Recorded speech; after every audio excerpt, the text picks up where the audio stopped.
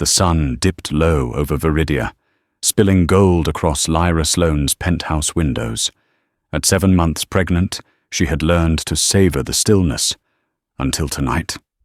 Her husband, Daniel Rowe, was in Chicago, chasing the deal of his career. He'd promised to call the moment it was done.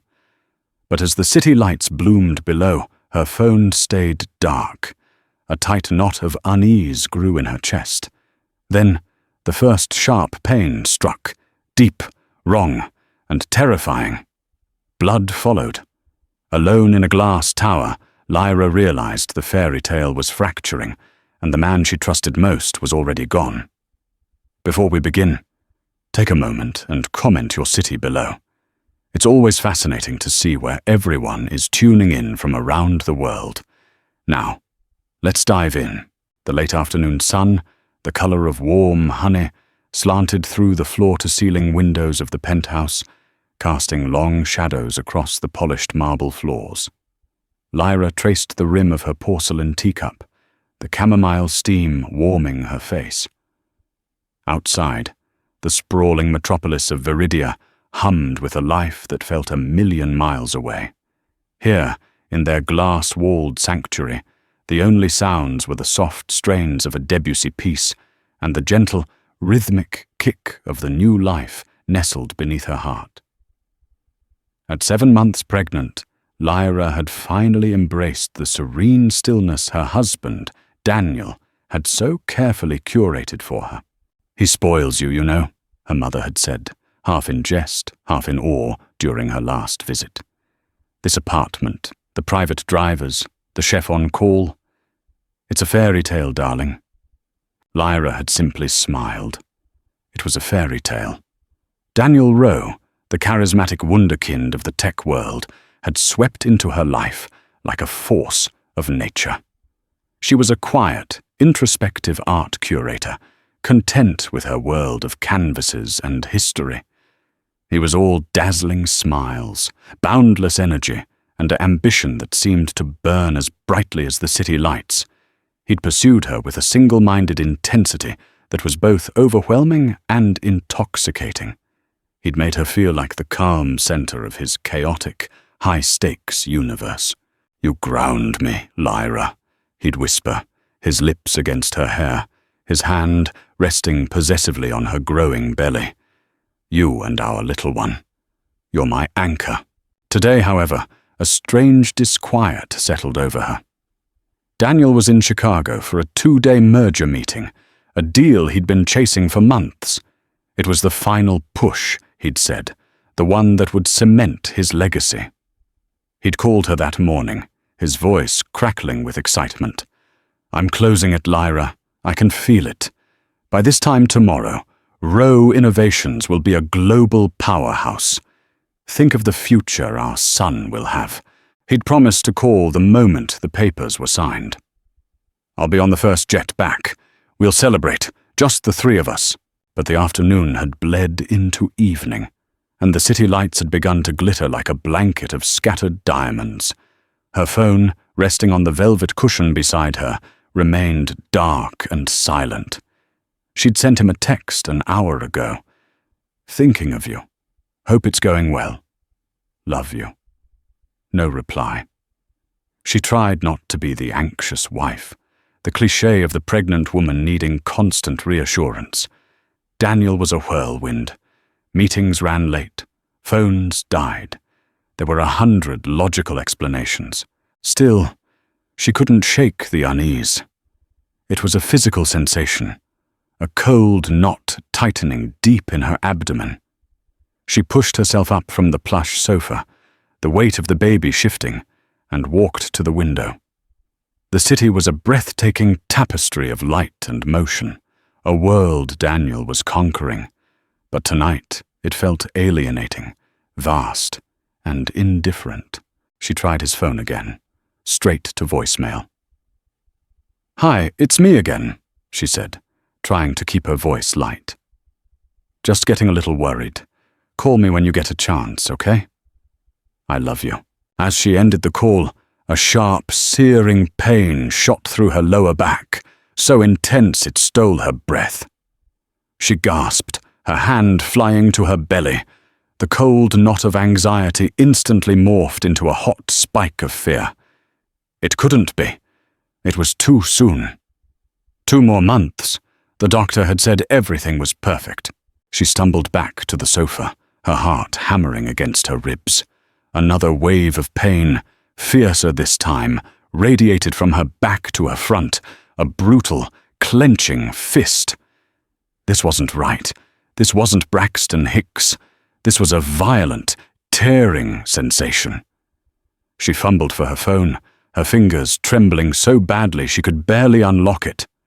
She scrolled to her best friend's name, Harper, but before she could press the call button, another spasm seized her, and she saw a dark, terrifying stain spreading across the pale fabric of her maternity dress. Blood, panic, cold and absolute, washed over her. The Debussy piece ended, plunging the room into an unnerving silence, broken only by her own ragged breaths. She needed Daniel. She needed to hear his voice, to have him tell her it was all going to be okay, to have him take charge in that effortlessly capable way of his. She dialed his number again. Voicemail. And again. Voicemail. Tears streamed down her face, hot and blurring her vision.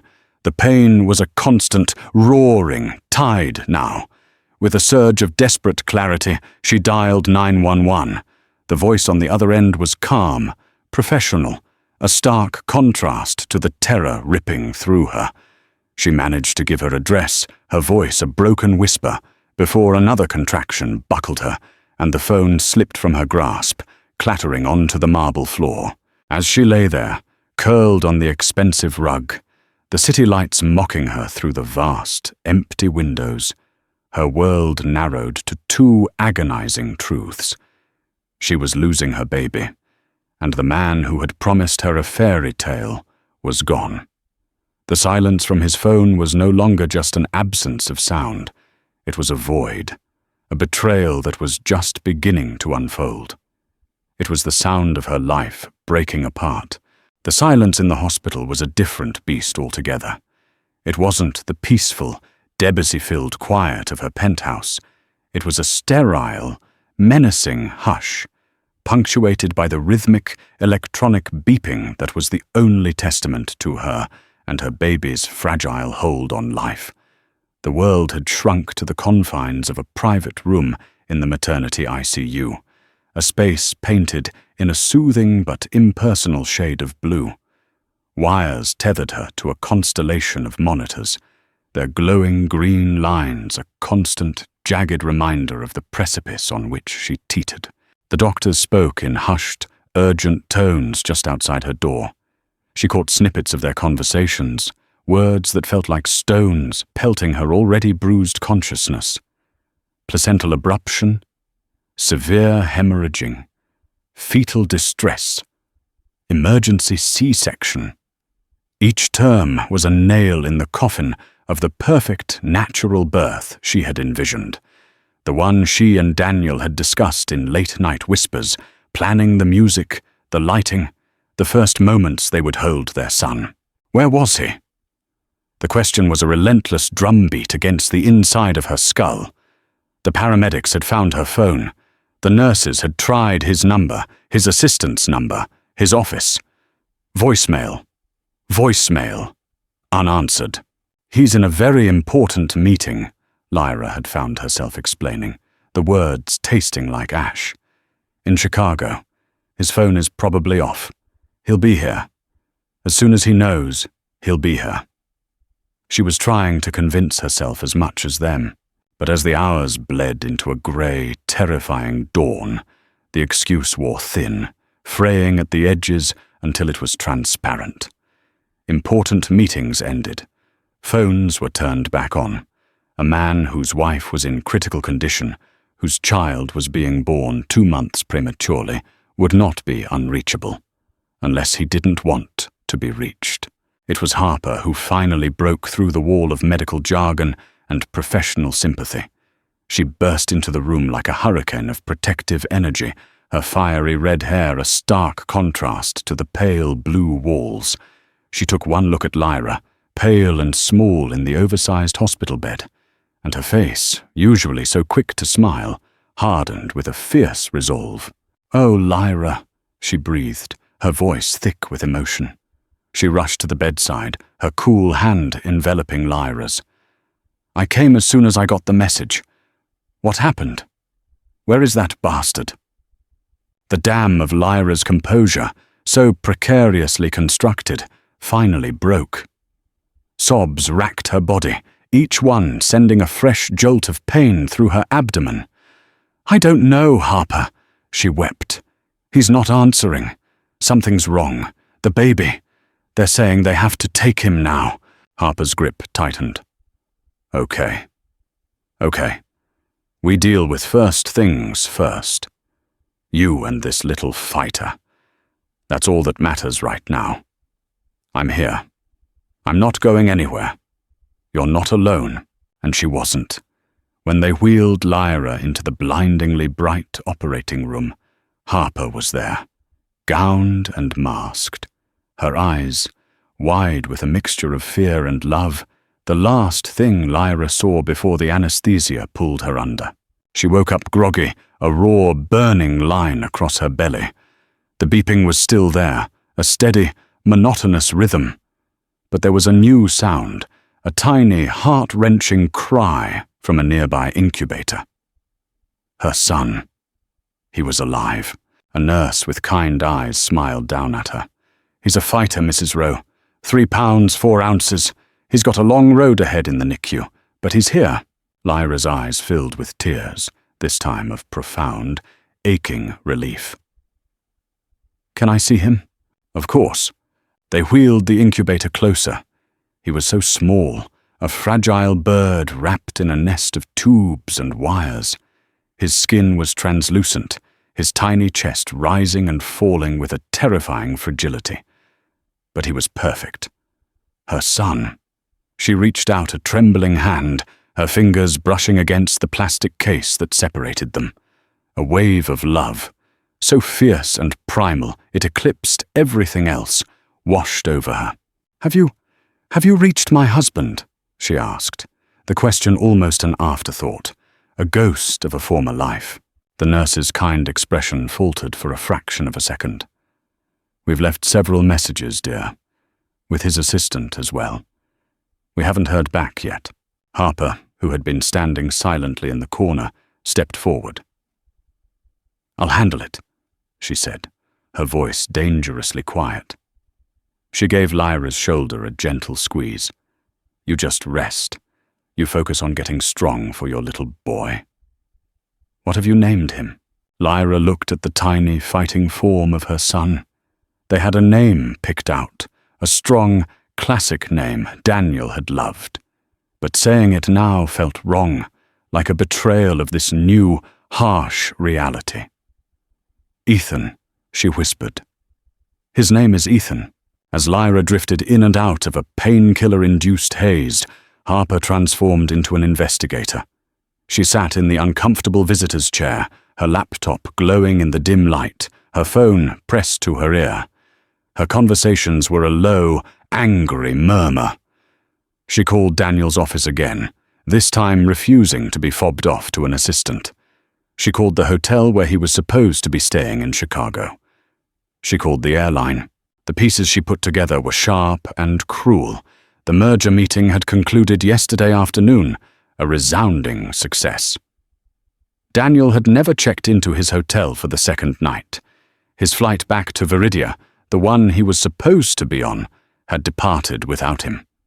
His assistant, a normally unflappable woman named Fiona, sounded flustered, evasive. He had a last-minute change of plans, Miss Quinn. He said he was unreachable for a few days. A personal matter. "A personal matter?" Harper had hissed into the phone, her voice dripping with disbelief. "His wife is in the ICU. His son was just born. What personal matter could possibly be more important than that?" Fiona's silence was a confession. The final devastating blow came not from a phone call, but from a photograph. A snarky gossip blog, one that reveled in the missteps of the rich and famous, had posted it just an hour ago. The caption was smug. Tech mogul Daniel Rowe celebrates his big merger, not with his pregnant wife, but with a mystery blonde in Paris. Ooh la la! The photo was grainy, clearly taken with a cell phone from across a candlelit bistro. But there was no mistaking him. Daniel, laughing, his head tilted back in that familiar, carefree way. And beside him, her face, illuminated by the soft glow of the candle, was a stunning blonde woman. Her hand was resting on his, her gaze adoring. It was Celeste Morrill, the ambitious new VP of marketing at his company, a woman Lyra had met briefly at a holiday party and instantly disliked for the proprietary way she looked at her husband. Harper stared at the screen, her blood turning to ice. He wasn't just unreachable, he was celebrating, in Paris, with another woman, while his wife was bleeding out and his son was fighting for his life. She looked over at Lyra, sleeping fitfully, her brow furrowed in pain. She looked at the incubator, at the tiny, fragile baby named Ethan. The silence in the room was no longer just an absence of Daniel. It was a confirmation. A deliberate, calculated, and monstrous abandonment. And Harper knew, with a sickening certainty, that she was the one who would have to tell her. For 2 days, Harper held the terrible truth like a shard of glass in her hand, afraid to move, for fear of causing an irreparable wound. She became Lyra's gatekeeper, fielding calls from concerned but distant relatives and filtering the syrupy, insincere messages from Daniel's office. She spent her hours shuttling between Lyra's ICU room and the neonatal intensive care unit, the NICU, where Ethan lived in his plastic box, a tiny warrior in a silent, sterile war. Lyra, weak but lucid, was focused solely on her son. Her recovery was slow, the physical trauma compounded by the gnawing anxiety of Daniel's silence. She'd stopped asking about him directly, the question too heavy with unspoken fear. Instead, she'd ask, "Any news?" Her eyes pleading with Harper to give her an answer that wouldn't break her. And Harper would lie. His assistant said he's wrapping things up. There was a complication with the deal. Each lie was a small tear in the fabric of their friendship. But it felt like a necessary mercy. On the 3rd day, the doctors delivered a blow of their own. Ethan is strong, the neonatologist, a kind but weary-looking man named Dr. Samuel explained, but his lungs are severely underdeveloped. He's going to be here for a while, weeks, maybe months. It's going to be a long, expensive road. The word expensive hung in the air. Daniel had always handled the finances. He'd insisted on it. "Let me take care of everything, Lyra. Your only job is to be happy." She had a credit card, of course, for shopping and lunches, but she had no idea about their larger financial landscape, the intricate world of stocks, investments, and accounts that funded their fairy tale life. "I need to call the insurance company," Lyra said, her voice thin. I should figure this out." She looked at Harper, a flicker of her old, capable self returning. "Can you get my laptop from the apartment? And my wallet? The insurance cards are in there." Harper knew this was the moment she could no longer stall. The practicalities of life, of hospital bills that were already climbing into the stratosphere, were crashing the gates of their insulated crisis. "Of course," Harper said, her heart sinking. When she returned from the penthouse, the air in the hospital room felt different, charged with an unspoken dread. Lyra was sitting up, her face pale but determined. Harper handed her the laptop and the wallet, watching as her friend's trembling fingers pulled out a sleek, black credit card. "I tried to order some food," Lyra said, her voice flat. "Something other than this hospital mush. The card was declined." Harper's breath caught in her throat. "It's probably just a fraud alert, Lyra. You know how they are." "I tried the debit card too," Lyra continued, not looking at her. "Declined. Insufficient funds." She finally lifted her gaze, and her eyes were dark with a terrifying, dawning comprehension. "What's going on, Harper? Tell me the truth." Harper sank into the visitor's chair, the weight of the last 3 days crushing her. She took a deep breath and began, her voice soft but steady. She told Lyra about the phone calls, about the flight he never took, about the evasive assistant. She didn't mention Paris or the photograph. Not yet. She wanted to break the fall, to cushion the blow. But Lyra was smarter than that. She'd always had a quiet, unnerving intuition. She opened the laptop, her fingers flying across the keyboard with a speed Harper had never seen before. She logged into her email, her online banking, her world. The unveiling happened in stark, brutal black and white on the laptop screen. Their joint savings account, the one that had held a staggering 7-figure sum, was nearly empty.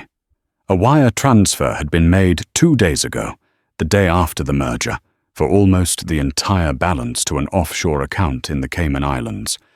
The transaction notes were chillingly mundane. Investment transfer. Her credit card statement was a digital trail of his betrayal. Lavish dinners in Chicago. A first-class, one-way ticket from Chicago to Paris. A charge from the Ritz-Carlton in Paris. A purchase at a Cartier boutique on the Place Vendôme. The final charge, made just yesterday, was for 2 one-way tickets from Paris to Buenos Aires. Lyra stared at the screen, her face a mask of disbelief. She made no sound. It was as if the shock was too profound for tears, too deep for any outward expression. She just sat there, her hand hovering over the trackpad, her world collapsing into pixels and transaction histories. "He didn't just leave," she whispered, the words barely audible. "He planned this. He drained everything." Harper finally broke. "Lyra, I'm so sorry." She reached for her friend's hand, but Lyra pulled away, her focus still locked on the screen. With a final, decisive click, she opened a news site, typing Daniel's name into the search bar. And there it was, the gossip blog post, now picked up by more mainstream outlets. The grainy photo of Daniel and Celeste laughing in Paris. The headlines were cruel and sensational. Tech Titan's Parisian getaway. Rowe celebrates merger with stunning VP. The image was the final, definitive piece of the puzzle. The financial ruin was devastating, but this was a public spectacle. He hadn't just abandoned her, he had humiliated her. He had toasted his success with another woman while she lay bleeding, while their son fought for his first breaths. The power imbalance of their relationship had never been clearer. He held all the cards, all the money, all the power, and he had used it to erase her. A single dry sob escaped Lyra's lips. It was a sound of such profound desolation that it seemed to suck all the air from the room. She slowly closed the laptop. The click echoed in the silence. "The hospital," she said, her voice hollow. "The bills for Ethan." The fairy tale had not just ended. It had been a meticulously crafted lie. The glass castle had been a cage, and the prince had been a monster. Now she was left in the rubble, with a premature baby in a plastic box, and a mountain of debt that bore her husband's name. The unveiling was complete. She was not just abandoned, she was destitute, alone, and facing a battle for her child's life with nothing but the name of the man who had tried to destroy her. The name Rowe had once been a key, unlocking doors to the most exclusive restaurants, securing front-row seats at sold-out shows, and commanding a certain hushed reverence. Now it was an anchor, dragging Lyra down into a maelstrom of public scandal and private debt. The story, with its irresistible cocktail of wealth, sex, and betrayal, was a media firestorm. Her face, a candid photo taken at a charity gala months ago, was splashed across tabloids and websites next to the grainy bistro picture of Daniel and Celeste, the betrayed wife, the millionaire's pregnant victim. She had been reduced to a tragic, one-dimensional character in her own life story. The hospital, once a sanctuary, became a fishbowl. Reporters, disguised as visitors with wilting bouquets, tried to sneak onto the maternity floor. A particularly brazen photographer had been caught trying to get into the NICU, hoping for a shot of the abandoned miracle baby. The hospital administration, smelling a lawsuit and a PR nightmare, moved Lyra to a more secluded room under an assumed name and posted a security guard at the end of the hall.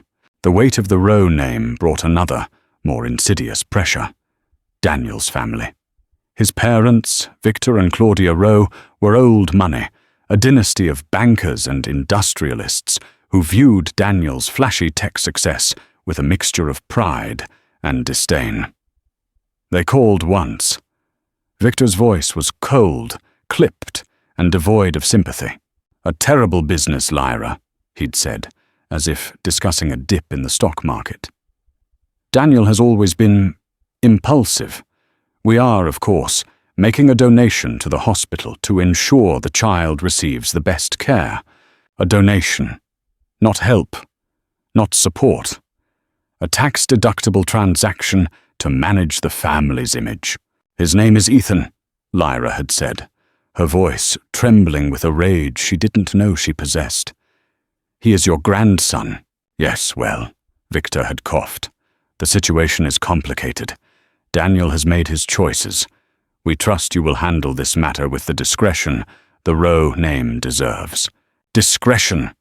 He wanted her to disappear quietly, to swallow the humiliation and the debt, to protect the family name that Daniel had so spectacularly tarnished. The power imbalance was staggering. They had the resources to make this nightmare disappear for her, but their only concern was protecting the brand. She was an inconvenient, messy loose end. After the call, Lyra felt a profound shift within her. The grief was still there, a vast, hollow ache in her chest. But beneath it, a new feeling was taking root. A cold, hard fury. They wanted discretion. They wanted her to be the silent, dignified victim. She would not give them the satisfaction. Her days fell into a grueling new rhythm. She'd spend hours by Ethan's incubator, her hand pressed against the plastic, whispering stories to him, telling him about the world outside, the one she would build for them. She read medical journals, grilled the nurses and doctors about every aspect of his care, and learned to navigate the complex machinery that was keeping her son alive. The NICU was a world of hushed anxiety, of tiny victories and terrifying setbacks. One day, Ethan would gain an ounce. The next, his oxygen levels would plummet, sending alarms screaming and nurses rushing. In this crucible of fear, Lyra discovered a strength she never knew she had. The pampered, protected woman Daniel had created was being burned away, leaving behind someone tougher, someone forged in the fire of crisis. Harper was her rock, her tireless general. She dealt with the lawyers Lyra had to hire, a pro bono team from a women's advocacy group. They were trying to freeze what little was left of Daniel's assets in the country and navigate the labyrinthine process of international law to go after the money he'd stolen. It was a long shot, they admitted, but it was a shot. One afternoon, as Lyra was preparing to leave the NICU, she overheard two nurses talking in hushed tones at the station. "Did you see the latest? He's been spotted in Rio. Page 6 has pictures. With that blonde woman? It's disgusting. His poor wife." Lyra's stomach clenched. She walked back to her room, her hands shaking, and pulled up the website on her phone. There they were. Daniel and Celeste, on a sun-drenched beach in Rio de Janeiro. They were laughing, tanned, and beautiful. Daniel had his arm wrapped around her, his hand resting on her flat stomach. The caption was a knife to the heart. Moving on, Daniel Rowe and Celeste Morel spark pregnancy rumors in Brazil. Something inside Lyra snapped. The carefully constructed wall of composure she'd built around herself crumbled into dust. It wasn't just that he had moved on. It was the grotesque symmetry of it all. He had abandoned one pregnant partner for another, trading in his old life for a new one, with a sickening, casual cruelty. She thought of Victor Rowe's demand for discretion. She thought of the world watching, pitying her, judging her. She looked at the picture of her own son, so tiny and fragile, fighting for every breath, his life sustained by machines and the kindness of strangers. The weight of the Rowe name was suffocating. It represented everything she had lost, every lie she had been told. But it was also the only thing she had left, the only weapon in her arsenal. That night, she made a decision. She called Harper. "I want to issue a statement," Lyra said, her voice devoid of its earlier tremor. It was calm, clear, and cold as steel. Not as a victim, not as a Rowe, as Ethan's mother. And I want to do it on my own terms. She would no longer be a footnote in Daniel's scandalous story. She would not be the silent, betrayed wife. She would be the woman who fought back, not for money or for revenge, but for the one thing that now mattered, the future of her son. She would take the weight of that tarnished name and turn it into a shield, a platform, a declaration of her own survival. The world would know her not as Mrs. Daniel Rowe, but as Lyra, the mother of Ethan. And she was just beginning to fight. The statement, released through her lawyers, was a masterpiece of controlled fury. It was short, dignified, and devastating. It confirmed the timeline of Daniel's abandonment, the financial draining of their accounts, and the birth of their son, Ethan. It made no mention of Celeste, no pleas for sympathy, no hint of personal anguish. It simply stated the facts and concluded with a single, powerful sentence. My sole focus is the health and recovery of my son, and I will be taking all necessary legal actions to secure the resources required for his care, resources that were stolen from him by his father. The public narrative shifted overnight. The pity turned to respect, the salacious gossip to outrage on her behalf. She was no longer just a victim. She was a mother fighting for her child against a villain of almost cartoonish proportions. Small donations began to trickle into a fund Harper had set up. Local businesses sent gift baskets to the hospital. A community of strangers, moved by her quiet strength, was wrapping its arms around her. This external support was a balm, but the real work, the true rebuilding, was happening in the small, quiet moments. It was in the first time she was allowed to hold Ethan, a practice known as Kangaroo care. The nurse carefully lifted him from the incubator, a tiny bundle of wires and warmth, and placed him on Lyra's bare chest. The feeling of his fragile skin against hers, his tiny head nestled under her chin, was the most profound experience of her life. In that moment, the ghost of Daniel, the weight of his betrayal, seemed to recede, pushed back by the overwhelming, primal force of her love for this child. Rebuilding her life was a process of reclaiming fragments. It started with her name. When the nurses would call her Mrs. Rowe, she began to gently correct them. "It's Lyra, please." It was a small act of defiance, a shedding of an identity that no longer fit. It continued with her finances. With Harper's help, she pieced together the wreckage, The penthouse was a rental, its lease paid up for another 2 months. After that, she would have to move. The art she had so lovingly curated was considered a marital asset, now tangled in a legal battle she had no resources to fight. She sold the few pieces of jewelry Daniel had given her that held no sentimental value. The gaudy diamond earrings, the ostentatious necklace. It wasn't much, but it was a start. It was her money, earned from the ashes of her old life. She started a blog. At first, it was just a way to update the small circle of people who cared about Ethan's progress. She wrote about the terrifying roller coaster of the NICU, the small victories, the setbacks.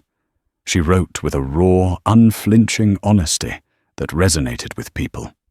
Soon she was receiving messages from other NICU mothers from around the country, sharing their own stories, offering advice and solidarity. She had stumbled into a community she never knew existed, a tribe of fierce, loving, and terrified parents. She was no longer just Lyra, the abandoned wife. She was a voice for them, a chronicler of their shared journey. Meanwhile, in Buenos Aires, Daniel's new life was beginning to lose its luster. The initial thrill of the escape, the intoxicating freedom, was giving way to a more complicated reality. Buenos Aires was beautiful, a city of passion and faded European grandeur. But it was also a city where he was a nobody. His name, Daniel Rowe, meant nothing here. The power and influence he had wielded so effortlessly in Viridia were gone. Celeste, who had been so exciting and adventurous in the context of their illicit affair, was different now. The thrill of the forbidden had been replaced by the mundane reality of cohabitation. She was demanding, her moods shifting with the tides. The pregnancy, which had seemed like a romantic, impulsive decision in the heat of the moment, was now a looming, terrifying responsibility. He had traded one set of expectations for another, and he was beginning to suspect he had made a terrible bargain. He found himself thinking about Lyra at odd times. He remembered her quiet laugh, the way she would look at a painting, completely lost in its world. He remembered the peace he felt, just being in the same room with her. He had told himself he was leaving because she was too passive, too content, that she didn't share his fire. Now he realized that her stillness hadn't been passivity. It had been strength. She was the anchor, and he had foolishly cut the rope, imagining he could fly. He secretly read Lyra's blog. He devoured every word, his heart twisting with a toxic cocktail of guilt, jealousy, and a strange, unwelcome pride. He saw the pictures of Ethan, his son, a child he had never held, and a profound, aching emptiness opened up inside him. He saw the comments from strangers praising Lyra's courage, her grace, her resilience. This was not the weak, dependent woman he had told himself he was leaving. This was a stranger, a warrior, a mother, and she was building a life, fragment by fragment, that had no place for him in it. The realization was a cold, terrifying dread that settled deep in his bones. He had not escaped to freedom. He had exiled himself to a prison of his own making. The cracks in Daniel's gilded cage began to show in the smallest of ways. It started with the language. In Viridia, his words had weight. They moved markets, launched products, and bent people to his will. In Buenos Aires, his Spanish was clumsy, halting. He was constantly misunderstood, forced to rely on Celeste to navigate simple transactions, a dependency that chafed at his ego. The power dynamic had inverted. Here, she was the guide, and he was the tourist, a man stripped of his native tongue and the authority that came with it. Then there was the money. The millions he had stolen, which had seemed like an infinite fortune, were dwindling at an alarming rate. Celeste had a taste for luxury that made Lyra's quiet elegance seem monastic in comparison. There were shopping sprees for designer maternity wear, lavish dinners at exclusive restaurants, and a constant, draining demand for gifts and reassurances.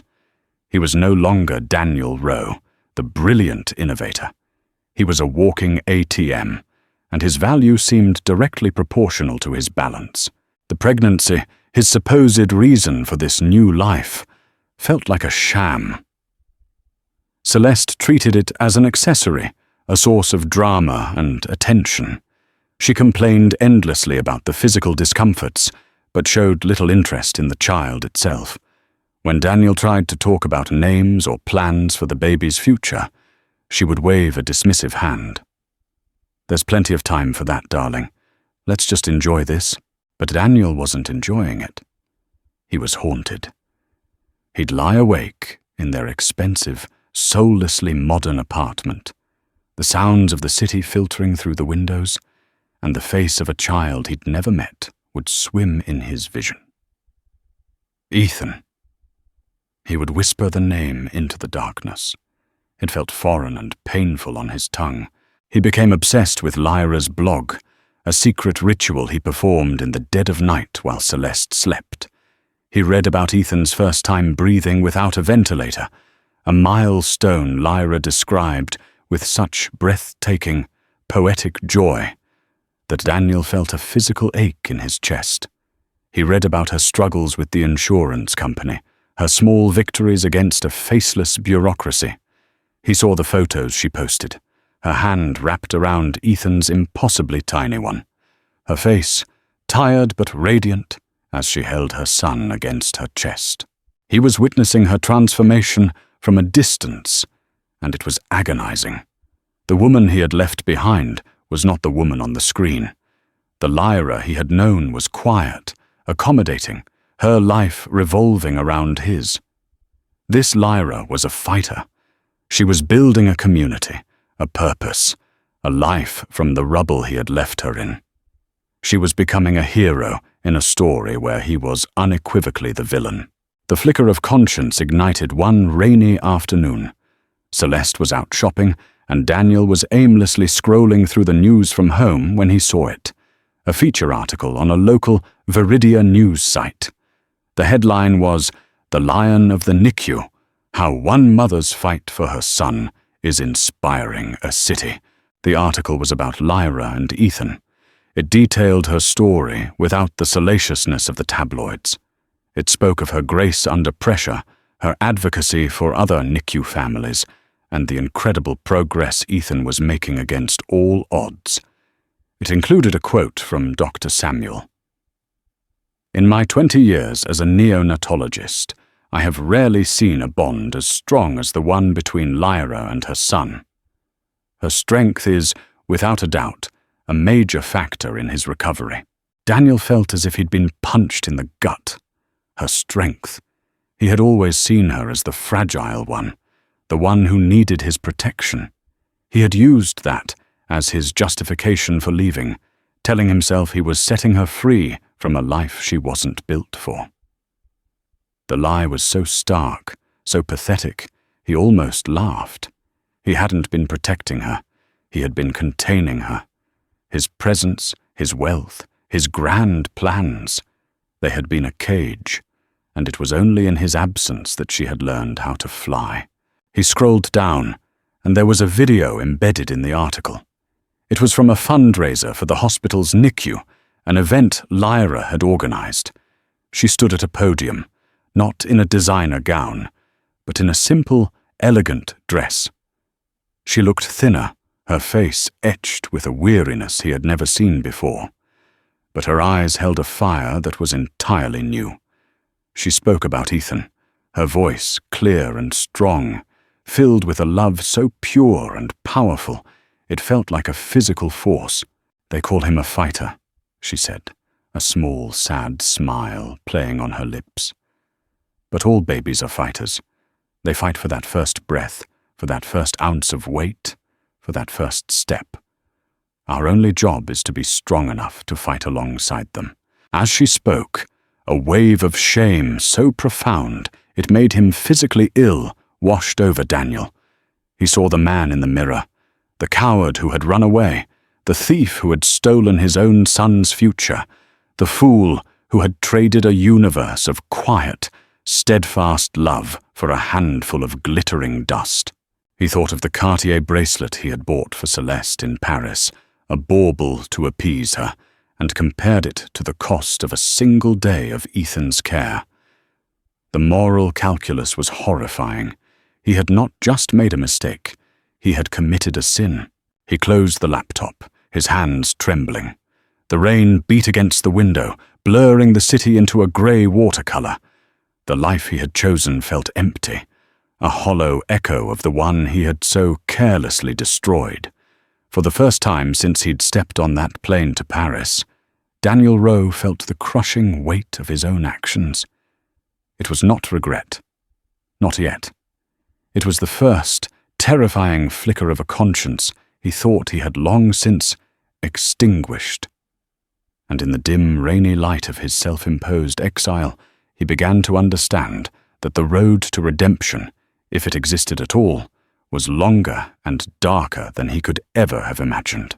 2 months after Ethan's dramatic arrival, Lyra walked out of the NICU and into the bright, crisp autumn air, holding her son. It was a moment she had dreamed of, prayed for, and fought for with every fibre of her being. Ethan, though still small, was healthy. He was breathing on his own, gaining weight, and leaving the world of beeps and wires behind. Leaving the hospital felt like a rebirth for them both. The penthouse, with its ghosts and its painful memories, was gone. With the last of her jewelry money and the first small payment from a freelance writing gig she'd picked up, Lyra had rented a small 2-bedroom apartment in a quiet, tree-lined neighborhood, far from the glitz of downtown. It was modest, with slightly scuffed hardwood floors and radiators that hissed in the night. But it was hers. It was their sanctuary.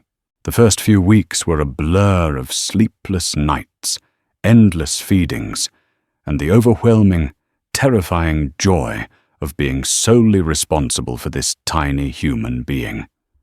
The silence of the apartment was different from the silence of the penthouse or the hospital. This was a peaceful quiet, filled with the soft gurgles and sighs of a sleeping baby. It was the sound of a life being built, not one being broken. Her blog had become a source of modest income, with companies that made baby products paying for small, tasteful advertisements. More importantly, it had become her purpose. She was a voice, a source of comfort and information for parents who were lost in the same terrifying wilderness she had just escaped. She was no longer just Ethan's mother. She was part of a larger family. One crisp November morning, as she was bouncing a fussy Ethan on her hip and trying to type a blog post with one hand, her phone rang. It was an unknown number with an international code. Her heart lurched. She ignored it. It rang again, and again. On the 4th try, a grim curiosity got the better of her. She answered, her voice cautious. "Hello? Lyra?" The voice was instantly recognizable, yet strangely diminished. It was Daniel. The sound of it, after all these months, sent a jolt of ice through her veins. She said nothing. "Lyra, please don't hang up," he said, his voice ragged. I know I have no right to call, but I saw your blog. I saw that Ethan is home. Is he okay?" Lyra looked down at her son, his big, dark eyes staring up at her. A protective rage, fierce and absolute, surged through her. "He is no concern of yours," she said, her voice dangerously cold.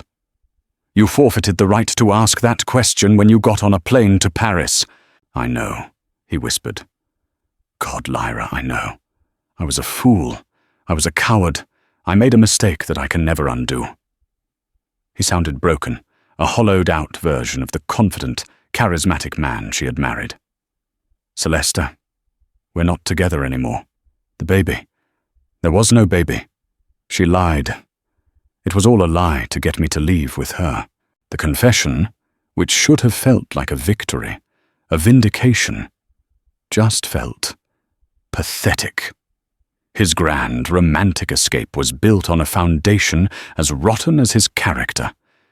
It didn't change anything. "Your life is not my concern, Daniel," she said, her voice flat. "Ethan and I are fine. We don't need anything from you." "But I need to do something," he insisted, his voice rising with desperation. "The money, Lyra, I can send it back. I have some of it left. I can help. Let me help." The offer was an insult. Did he think he could buy his way back from the abyss? Did he think a wire transfer could heal the wounds he had inflicted? "We don't want your stolen money, Daniel. I'm handling it. Now, if you'll excuse me, my son needs me." Before he could reply, she felt it, a low, tightening cramp in her abdomen. It was familiar, a ghost of the pain that had started this whole nightmare. But this was different. It wasn't the sharp, tearing pain of the abruption. It was a deep, rhythmic clenching. She gasped, her knuckles turning white as she gripped the phone. "Lyra, are you okay? What's wrong?" Daniel's voice was sharp with alarm. She couldn't answer. Another wave rolled through her, stronger this time. It was impossible. She had already given birth. She had a C-section scar to prove it. But the sensation was undeniable. It was a contraction. She hung up on Daniel, her mind reeling. She stumbled to the sofa. Ethan clutched tightly to her chest. The pain was real, primal, and terrifyingly familiar.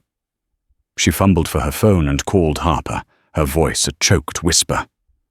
"Something's happening. I think I'm in labor."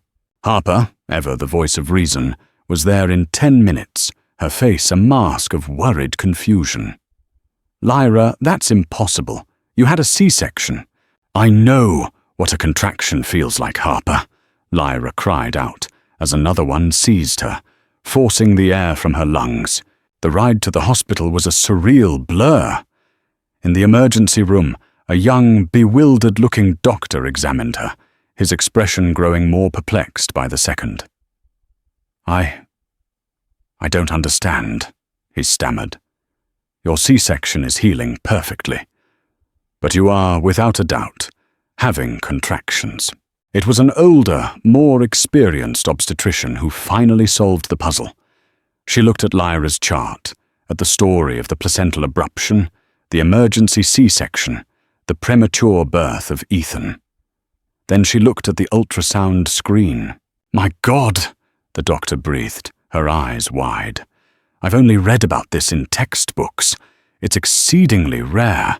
She turned to Lyra, her expression a mixture of awe and disbelief. "Mrs. Rowe, Lyra, you were pregnant with twins." The words hung in the air, impossible, and yet, somehow, making a terrifying kind of sense. "The abruption," the doctor explained, her voice soft. "It only affected one placenta, the one supporting Ethan. We got him out, and the bleeding stopped. We had no reason to suspect. No one would have. Your uterus was still enlarged, which is normal post-delivery. We thought it was just the aftermath." She pointed to the screen. "But this little one, she stayed put. Her placenta was intact. She's been growing in there this whole time, and she's decided that today is her birthday." Lyra stared at the screen, at the flickering image of a perfectly formed, full-term baby. A daughter. A sister for Ethan. A secret she had carried for 2 months without knowing. The contractions were not a phantom pain. They were a new beginning, a life that had weathered the storm in secret, waiting for its moment. As they wheeled her to the delivery room, a profound, almost mystical sense of calm settled over her. She had thought her body had betrayed her, that her life had been shattered into 1,000,000 pieces. But all this time, it had been holding a secret, a miracle. The first contraction had not been an ending. It had been an intermission. This was the second act. This was the true birth of her new life, a life of impossible, breathtaking surprises. She was not just a survivor. She was a mother, twice over. And she was ready. Lyra named her daughter Lyra, meaning the Golden One. Born healthy, screaming, and full term, she was the golden dawn after the longest, darkest night. Bringing her home to the little apartment, to the brother who had unknowingly shared a womb with her, felt like the final, definitive piece of Lyra's new life clicking into place. The apartment, once just a refuge, now felt full, a bustling, chaotic, and joyful home. Her life was a whirlwind of tandem feedings, double diaper changes, and a love so expansive it left her breathless. Ethan, the fragile warrior, was thriving. He watched his sister with a wide-eyed curiosity, his tiny hand occasionally reaching out to touch her soft cheek. They were a trinity, a complete, self-contained universe. The story of the surprise twin became a media sensation, a feel-good coda to the tragic tale that had gripped the city. It was a story of hope, of miracles, of life's astonishing capacity for renewal. Lyra, now a reluctant celebrity, used the platform to further her advocacy, her blog becoming a lifeline for parents of multiples and preemies. She was no longer just surviving, she was flourishing. It was into this world of hard-won peace that Daniel returned. He didn't call, he just appeared, a ghost on her doorstep one rainy Tuesday afternoon. Lyra opened the door with Lyra sleeping soundly in a sling against her chest, and there he was. He looked diminished. The charismatic swagger was gone, replaced by a deep, hollowed-out weariness. He was thinner, his expensive suit rumpled, his eyes shadowed with a pain that was no longer glamorous, just pathetic. "Lyra," he breathed, his voice hoarse. She froze, her hand tightening on the doorknob. Her first instinct was to slam the door in his face, but she didn't. She looked at him, at the man who was a stranger to her now, and felt nothing. Not hatred, not love, not even pity. Just a vast, empty distance. "What do you want, Daniel?" she asked, her voice calm. He flinched at her tone, at the absence of the Lyra he had always used. "I came back," he said, as if this were a grand, heroic act. I heard about the baby. The second baby. Our daughter, my daughter," she corrected him, her voice like ice. "Yes," he said, his gaze dropping to the floor. "Your daughter." He looked up, his eyes pleading. "Lyra, I was wrong. I know that. I destroyed everything. But I want to make it right. I want to be a father. To both of them. To Ethan and... What's her name?" The question, his ignorance of his own daughter's name, was so profoundly insulting that Lyra almost laughed. "You don't get to do this, Daniel," she said, her voice low and steady. "You don't get to shatter a life and then come back to pick up the prettiest pieces. That's not how it works. I'll do anything," he begged, taking a step forward. "I've started paying back the money. I sold everything I had left. I'm working with the lawyers. I want to provide for them. I want to be here."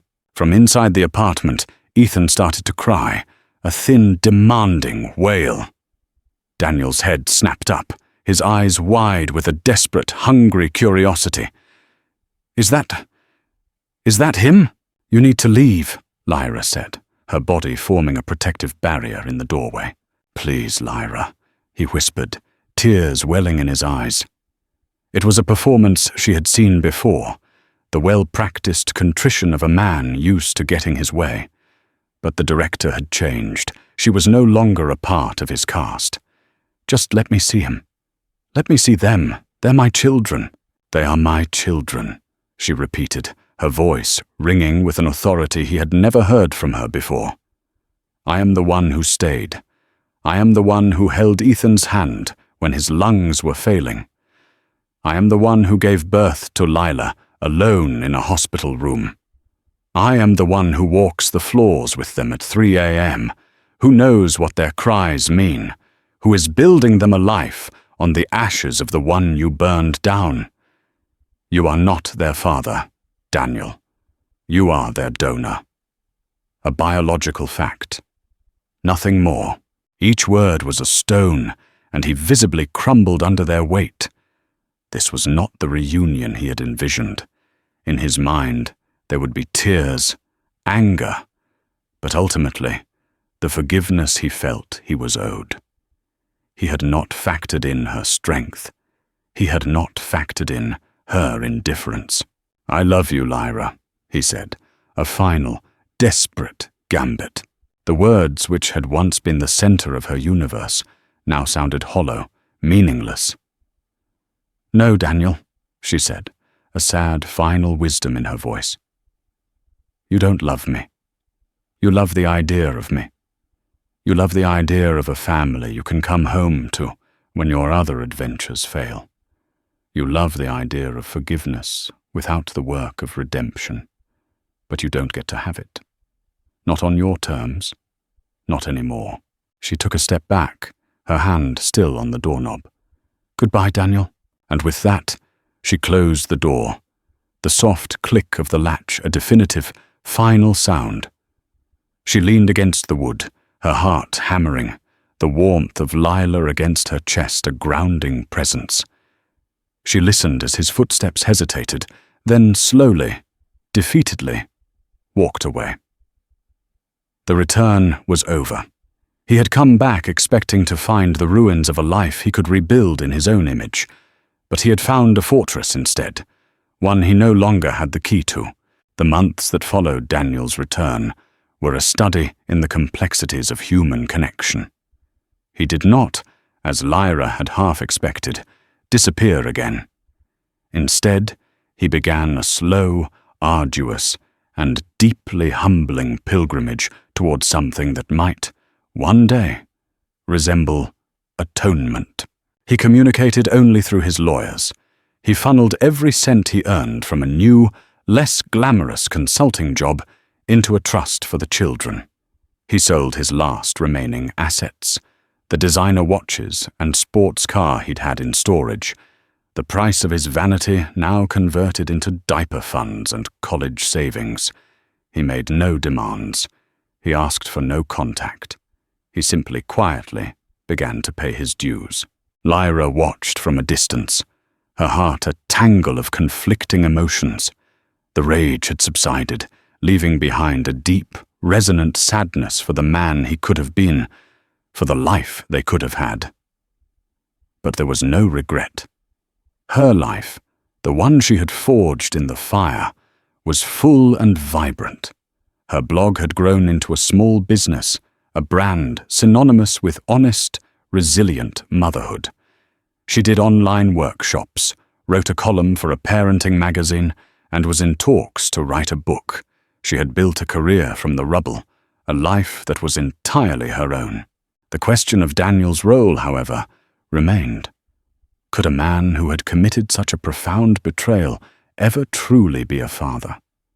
Did her children deserve to know the man whose DNA they shared, even if that man was broken? She found her answer not in anger or in forgiveness, but in pragmatism. She looked at Ethan, now a babbling, crawling toddler, and at Lyra, whose first smile could light up the entire apartment, and she knew she could not be the sole arbiter of their story. She could not erase their father, no matter how much she might want to. To do so would be to lie to them, and her new life was built on a foundation of truth. She arranged the first meeting on neutral ground, a quiet corner of a public park on a sunny Saturday morning. Harper came with her, a silent, watchful guardian. Lyra sat on a bench, the double stroller in front of her, her heart pounding. Daniel approached slowly, his hands shoved nervously in his pockets. He looked older, the last of his boyish charm finally extinguished. He stopped a few feet away, his eyes fixed on the children with a raw, aching hunger. "Hello, Lyra," he said, his voice quiet. She just nodded. "They're beautiful," he whispered, his gaze locked on the two small faces in the stroller. "They are," she agreed. She had rehearsed what she would say. She had prepared a speech about boundaries, about expectations, about the long, uncertain road ahead. But looking at him now, at the sheer, unadulterated longing in his eyes, she realized that the terms were simple. "This is not for you, Daniel," she said, her voice clear and steady. "And it is not for me. This is for them. You will not be Dad. Not for a long time. Maybe never. You will be Daniel. You will be a man who is part of their story. A man who is trying to make up for a terrible mistake. You will be consistent. You will be honest. You will never, ever make a promise to them that you cannot keep. If you can agree to that, you may see them. Once a week. For 1 hour. Here." Tears streamed down his face, silent and unheeded. He didn't try to speak, to bargain, to defend himself. He just nodded, a series of short, jerky movements, his entire being consumed by a gratitude so profound it was painful to watch. He knelt, slowly, cautiously, in front of the stroller. He looked at Ethan, at his dark, serious eyes, so like his own. He looked at Lyra, at the faint dusting of golden hair on her head. He didn't reach out to touch them. He just looked, his face a canvas of regret and wonder. "Hello, Ethan," he whispered. "Hello, Lyra." It was not a Hollywood ending. There were no grand declarations of forgiveness, no tearful reunions, no rekindling of a lost love. Love was not a part of this equation anymore. What was being built here was something far more fragile, more complex, and perhaps more real. It was a quiet dawn. Lyra watched him, this broken man who was the father of her children, and felt a sense of closure that had nothing to do with him and everything to do with her. Her redemption had not come from his return or his remorse. It had come from her own strength. It had come from the first time she held Ethan against her skin, from the surprise contraction that announced Lyra's arrival, from the quiet moments in her little apartment where she had built a world of love and safety all on her own. She had faced the ultimate betrayal, and had not only survived, but had been reborn. She was a mother, a writer, a warrior. Her fairy tale had been a lie, but the life she had built in its place was true.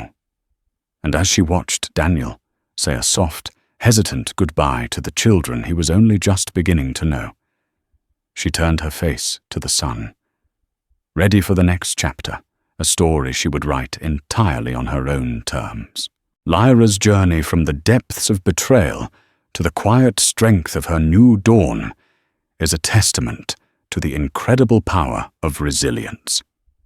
It's a story that reminds us that even when our worlds collapse, we have the strength within us to rebuild, to redefine our lives, and to find love and purpose in the most unexpected places. If this story of survival, motherhood, and the complex road to redemption moved you, please give this video a like and share it with someone who might need to hear it. Don't forget to subscribe to our channel for more powerful, true-to-life stories that explore the depths of the human heart. Thank you for watching.